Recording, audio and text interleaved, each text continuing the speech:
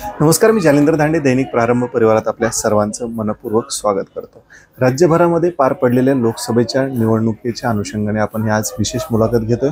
राज्यभरात एकच चर्चेचा विषय ठरतो, तो म्हणजे तुतारीवाला माणूस म्हणजे आणि तुतारी हे दोन चिन्ह ज्यावेळेस समोर आले त्यावेळेस मोठा वाद निर्माण झाला. अनेकांना याचा फटका बसला, अनेकांना याचा फायदा झाला. बीड मतदारसंघात सुद्धा असंच झालंय का हेच पाहणार आहोत आपण. तुतारी वाजवणारा माणूस हे चिन्ह बजरंग सोनवणे यांना मिळालं होतं आणि फक्त तुतारी हे चिन्ह अशोक थोरात येथील एक सामाजिक कार्यकर्ते आहेत, सर्वसामान्य वर्गातील आहेत. त्यांचा अनेक दांडगा संपर्क आहे. एकूण त्यांना 55,000 मत पडल्यामुळे मात्र तुतारीवाल्यांची जी फजिती झाली आपण ती सर्वांनी पाहिली. अनेकांना हे वातावरण कसं म्हणजे जी T20चे मॅचचे सामने असतात तशी परिस्थिती कुठेतरी बीड मतदारसंघात काउंटिंगच्या वेळेस झाली होती. आज आपल्यासोबत ज्यांना जे तुतारी चिन्ह मिळालं होतं ते अशोकजी थोरात आहेत. सर्वप्रथम तुमचं खूप खूप स्वागत आहे आणि तुम्हाला भरभरून मतं मिळाली, थँक्यू, अभिनंदन. Thank you sir. एकूण थोडक्यात परिचय द्या तुमचा. माझं नाव अशोक भागोजी थोरात. मी रमाई कॉलनी, खंडेश्वरी रोड, बीड इथला रहिवासी आहे. माझं शिक्षण कंकालेश्वर शाळेमध्ये झालेलं आहे. माझं शिक्षण हे 10वी पर्यंत झालेलं आहे. माझं सामाजिक संघटना आहे एक हात मदतीचा म्हणून. त्या ट्रस्ट मार्फत आम्ही जे काही गरीब दवाखान्याच्या संबंधित जे काही लोकांच्या काही अडीअडचणी असते ना ते आम्ही सगळं बघतो. नक्कीच तुम्ही हीच निवडणूक लढलाय अशातला भाग नाही. 2014-19 ह्या निवडणुकीत सुद्धा उतरताय. एकूण लोकसभेतच उतरण्याची भावना कशी? नाही, काय माहिती का, आम्ही दरवेळेस 2014 पासून मी इलेक्शन लढवत आहे आणि मला तो एक छंद आहे. कारण जसं बाबासाहेबांनी अधिकार दिलेला आहे त्या अधिकाराचा मी वापर करतो आणि माझी इच्छा आहे की भविष्यामध्ये एक वेळेस तरी मला बीडचा खासदार व्हायचा आहे. आणि त्यासाठी मी 2014, 2019 आणि 2024 आता 2014ला जेव्हा मी पहिल्यांदा उभा राहिलो होतो तेव्हा मला एक 3,500 ते 4,000 मतदान पडलं होतं. 2019ला त्याच्यामध्ये 9.5 झालं आणि आजच्या परिस्थितीला तर तुम्ही तर ते बघतच आहात तेवढं मतदान झालेलं आहे. दुसरी गोष्ट की आज सर्वांना वाटत आहे किंवा तुतारीचा मला फायदा झाला. असं मला काय वाटत नाही की तुतारीचा मला फायदा झाला असेल म्हणून. 10%, 15%, 20% झाला असेल, पण पूर्णच काय तुतारीमुळे हे मतदान नाही झालं. तर माझा समाज आणि माझ्यावर जे काही जनता प्रेम करते त्या जनतेने मला हे मतदान केलेलं आहे. आता विशेष तुम्हाला मी छोटासा एक प्रश्न विचारतो की जेव्हा आपण मतदान करण्यासाठी जातो तेव्हा मतदान करण्यासाठी आपण घराच्या बाहेर निघाल्यानंतर आपल्याकडे लगेच एक कार्यकर्ता येतो, तो सांगतो की पहिल्या मशीनवर दुसऱ्या नंबरचं बटन आहे. त्याच्यानंतर आपण थोडंसं बाहेर येतो. बाहेर आल्यानंतर आपल्याला एक चिठ्ठी दिल्या जाते. चिठ्ठी दिल्यानंतर तिथले कार्यकर्ते 2-4 असते तर ते सांगते ताईला सांगा, आईला सांगा, वहिनीला सांगा, बाबाला सांगा की आपल्या मशीन 2 नंबरच्या मशीनवर 3 नंबरचं बटन आहे. मग तिथपर्यंत थोडंसं पुढे जातो आपण. त्याच्यानंतर आपण डायरेक्ट मतदानाच्या केंद्रामध्ये जातो. तेव्हा आपण गेल्यानंतर तिथं पोलिंग एजंट असतात, ते लगेच बघत येतात. ते काय सांगतात, भाऊ आता हे आपलंच आहे बरं का, असं तसं. त्याच्यानंतर तो तिथं जातो. तिथं गेल्यानंतर मग की मतदान त्या पद्धतीमध्ये तो करतो. तो जरी बाजूला जरी झाला तरी लोकांना वाटतं की हे मतदान दुसऱ्याला गेलंय. मग एवढं जर प्रामाणिक आणि एवढं जर न सगळे लोक विचार करून मतदान करत असताना मग तुतारीचा मला फायदा कसा होईल? तर माझं म्हणणं आहे की मला 10%, 5% फायदा झाला असेल, पण माझं जे हे मतदान आहे माझ्या समाजाने मला पूर्ण मतदान भरून मतदान केलं. आणि माझ्यावर जे काय प्रेम करणारे लोक आहेत त्या प्रेम करणारे माझी स्वतःचे नातेवाईक, त्याच्यानंतर माझी गल्ली रमाबाई कॉलनी, खंडेश्वरी, त्याच्यानंतर उमापूर, गेवराई, 6ही मतदारसंघ जेवढे येतं तेवढ्या मतदारसंघाने माझं भरघोस मला मतदान केलेलं आहे. आणि मी सर्वात प्रथम काय करतो माहिती का, की माझं जे काम आहे माझं काम मी म्हणजे त्याला 4 वर्षापूर्वी माझं एक CSC सेंटर आहे त्यामार्फत मी गॅस कनेक्शन वाटप केले होते. 10,000 मी गॅस कनेक्शन वाटप केले. त्याच्यानंतर काही लोकांना मी संजय गांधी व श्रावण बाळ या पगारी मी चालू केलेल्या आहेत. त्याच्यानंतर माझी ट्रस्ट जी आहे त्या दवाखान्याच्या संबंधित कसलाही प्रॉब्लेम असला तर माझ्याकडे 3,000 ट्रस्टचे कॉन्टॅक्ट नंबर आहेत. आम्ही काय करतो, दवाखान्याचा एखादा प्रॉब्लेम असला त्याच्या दवाखान्याच्या कार्यकर्त्याला काय सांगतो, तुझं डिटेल घे, तुझं डिटेल कागदपत्र, तुझं आजाराची संबंधित डॉक्टरचं लेटर, त्याच्यानंतर तुला काय प्रॉब्लेम आहे ते, आणि ते सगळं आम्ही घेतो. त्या जे ट्रस्ट आहेत, गोदरेज ट्रस्ट आहे, सद्गुरू फाउंडेशन आहे, माया फाउंडेशन आहे, त्याच्यानंतरचं तुम्हाला मी सांगतो हे असे काही ट्रस्ट आहेत की ते कॅन्सर, तुमचा किडनी, त्याच्यानंतर जे काय मेजर प्रॉब्लेम आहेत त्याच्यावर ते मदत करतात.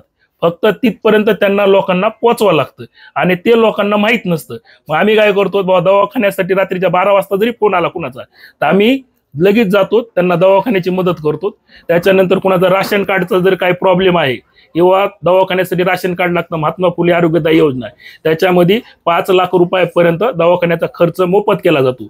परत छोट्या छोट्या अडचणी असतात आणि त्या अडचणी सॉल्व्ह होत नाहीत, म्हणून आम्ही काय करतो, त्या अडचणी सॉल्व्ह करतो. बस. नक्कीच एकूण तुम्ही तुमचं सामाजिक कार्याचा आढावा थोडक्यात सांगितला, परंतु एकीकडे दिग्गज जे नेते असतात, पैशांची भरमसाठ त्यांच्याकडे सगळी यंत्रणा असते, पैसा असतो, त्यावेळेस ते ह्या निवडणुकीत उतरतात. परंतु तुमच्याकडे आर्थिक परिस्थिती नसताना तुम्ही या निवडणुकीत उतरलात. या निवडणुकीत प्रचार कसा केला? आता तुम्हाला सांगतो, प्रचार मी असा केला की मी एक जणाकडे गेलो, म्हणलं बाबा आपल्याला रिक्षा लावायचा आहे. तो रिक्षावाला काय म्हणला, बाबा मी 3,000 रुपये रोज घेईन.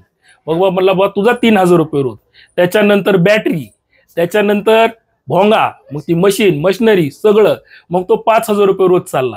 मग मी काय केलं, थोडं शांत बसलो. आमचे मामा इथं चांदे मामा म्हणून, दिलीप चांदे, त्यांच्या संग चर्चा केली मी.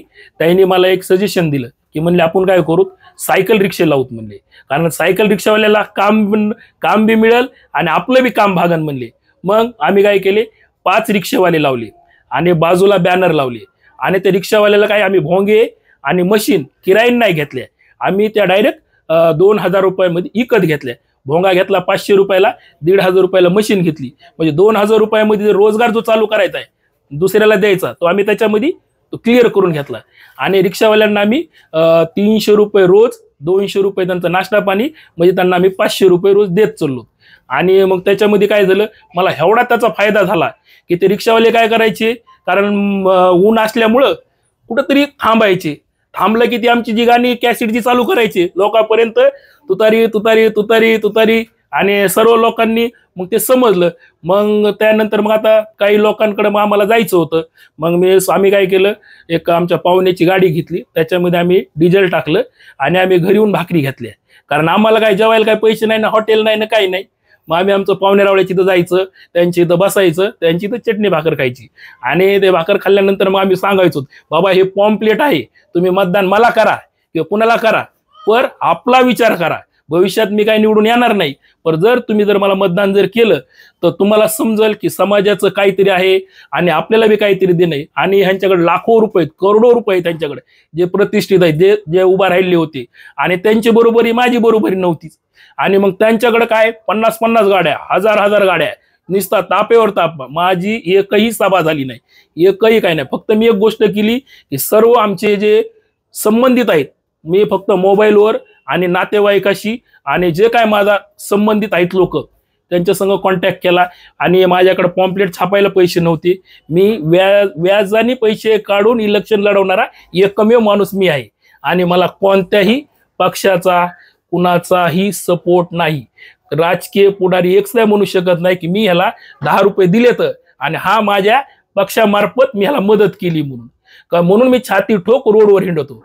नाही तर जर मी कुणाचे 1 रुपया जर घेतला असता तर मला भीतीवाली असती, बाबा हे मला मारीन का काय, हे मला विचारीन पैशाचं काय झालं म्हणून तसला काहीही संबंध नाही. तरी मला लोकांमध्ये चर्चा आली, मध्ये 10 लाख आले, 20 लाख आले, 25 लाख आले. मी माझं घर उडून गेलं होतं. एक 15 दिवस पाठीमाग अवकळी आलं होतं, माझ्या घरावर पत्रे टाकायला नव्हतं. मी 8 दिवसच राहिलो. माझं आपले हजारे साहेबाकडे येऊन त्यांनी पंचनामा केला, ती अजून सध्या मला ती रक्कम मिळाली नाही की जी काय माझे पत्रे उडून गेले त्याची मिळणारी ती नुकसान भरपाई. असं जर असतं माझ्याकडे पैसे तर मी पहिल्यांदा घर बांधलं असतं. घर बांधून मी बरंच काही म्हणजे केलं असतं. आज सध्या माझं घर असंच आहे, पत्र्याचं घर आहे, पत्र्याचं विशेष. आणि ह्यांच्याकडे काय 5-5, 50-50 बिल्डिंग आहेत, करोडो रुपयाचे त्यांच्याकडे प्रॉपर्टी. माझ्याकडे आज जरी घेतलं 1 रुपया नाही, बँकेमध्ये माझ्याकडे 1 रुपया नाही.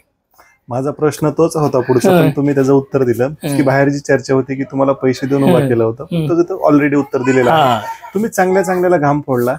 आपण पाहिले ज्यावेळेस काउंटिंगचा दिवस होता त्या दिवशी पहिल्या फेरीपासून ते 33व्या फेरी, म्हणजे 32वी फेरी आणि पोस्टलची एक, अशी करून 33, म्हणजे तिथपर्यंत निकाल जो होता तो वर चढ होत होता, तो तुमच्यामुळे होत होता. त्यावेळेस तुमची भावना काय होती? नाही, मला तर वाटतं तुम्ही निवडूनच येणार आहे. आता त्यांचं काय होतं मला काय माहित नाही. माझी अशी इच्छा होती की हे दोघं पडावं तर मी निवडून यावं. पण आता ते कसं आहे, आता त्यांनी दिग्गज आहेत, त्यांनी लाखो रुपये खर्च केलेला आहे. आज त्यांना वाटत होतं असं, आणि परत त्यांचा एक भ्रम तुटला. तुम्हाला एक गोष्ट सांगतो, त्यांना काय वाटायचं मी 2 लाखांनी निवडून येईन, कोणाला वाटायचं मी 1.5 लाखांनी निवडून येईन, माझ्या पाठीमाग माझा समाज आहे, माझ्या पाठीमाग एवढे लोक येतं, मी एवढा खर्च केलेला आहे, सगळ्या गोष्टी आहेत. पण ते जनतेने दाखवून दिलं की कुणीच मोठं नाही, जनता मोठी आहे. आणि जनतेने ज्याला मतदान दिलं तो मतदानामध्ये निवडून आला. आणि आपण सगळ्यांचे आभार मानतो, विशेष की ते निवडून आले, ते चांगलंच बीडचं काम करते ना. आम्ही त्यांच्याकडून अपेक्षा करतो की फक्त तुम्ही तुमचा तो भ्रम काढून टाका की मला कुणीतरी उभा केलं, उभा करून मला काहीतरी हे केलं. आता हे निवडणूक आयोगाची चूक आहे, आमची चूक नाही. तुम्ही जर खुल्या ह्याच्यामध्ये जर चिन्ह देतात तर ते चूक आमची नाही. माझ्याऐवजी कुणी जरी घेतलं असतं तरी ते चिन्ह मिळेलच असतं. पण योगायोग की आमचं बहुजन महापार्टी म्हणून आहे, पार्टी मार्फत मला म्हणजे मी तुम्हाला माझी खरी गोष्ट सांगतो की मला इलेक्शन लढवायचं नव्हतं. मी ज्या कॅन्डिडेटला उभा केलं होतं, मी जिल्हाध्यक्ष ह्या पक्षाचा, मी ज्या कॅन्डिडेटला उभा केलं होतं त्यांनी मी सगळ्या गोष्टी केल्या आणि त्यांनी शेवटला माघार घेतली. आता का घेतली, दबाव आला का ते भ्याला, त्याच्या जीवाला माहिती ते काय ती. त्यांनी माघार घेतली. मग मला पक्षाचा आदेश आला की बाबा आपल्याला निवडून येणार नाहीत आपण, हे आपल्याला माहिती. पण निवडणूक आयोगाकडे आपल्या नोंदणीसाठी आपल्याला कॅन्डिडेट उभा करावं लागते आणि त्याची नोंद आपल्या निवडणूक आयोगाकडे त्याची होती. मग त्याच्यामुळे तुम्हाला काय करावं लागणार आहे, इलेक्शन लढवावं लागणार आहे. आता मला फॉर्म भरायला पैसे नव्हते. आमचे मामा आहेत, मामाकडून मी पैसे व्याजाने काढल्यासारखे काढले. त्यांना म्हणलं कुठं बघा बाबा, कारण लोकांना 25,000 लागतात, आपल्याला 12.5 लागतात. पण ते 12.5 का व्हायना बघा, त्यांनी ते 12.5 सोय केली. एक माझा टोटल आजपर्यंतचा खर्च 19,000 रुपये पूर्ण निवडणुकीचा. आणि त्याच्यामधून आम्ही ते हे सगळं प्रक्रिया केली. आणि मी म्हणजे सगळ्यात महत्त्वाचा मुद्दा आहे की जे काय झाले हे फक्त माझ्यावर प्रेम करणारे, माझा समाज, माझे नातेवाईक, माझी गल्ली आणि जे काय माझ्यावर अति प्रेम करणारे लोक आहेत, त्या सर्व लोकांनी मला मतदान केलं. आणि त्या मतदानाच्या स्वरूपामध्ये मी त्यांचं आयुष्यभर ऋणी आहे. आणि त्यांची कसली जरी अडचण आली मी स्वतःला म्हणजे विकन, पण त्यांची ती अडचण सॉल्व्ह करण्याचा प्रयत्न करील. शेवटचा प्रश्न आहे, तुम्ही खासदार व्हायचं म्हणताय, पुढच्या निवडणुकीसाठी आतापासून काही नियोजन करणार नाही? आता पुढच्या वेळेस आम्ही अशी तयारी करत आहोत की कुणीच उभा राहणार नाही, मी एकटाच उभा राहीन, मला निवडून देते ना. धन्यवाद. तुमच्या पुढील कार्यासाठी खूप खूप शुभेच्छा. आपण पाहिले ज्या उमेदवाराकडे जे अर्जाचे पैसे असतात ते पैसेच भरायला नव्हते, ते उसने करून व्याजाने काढून ह्या उमेदवारांनी अर्ज भरला. आणि विशेष म्हणजे चांगल्याला घाम फोडण्याचं त्यांनी काम केलं.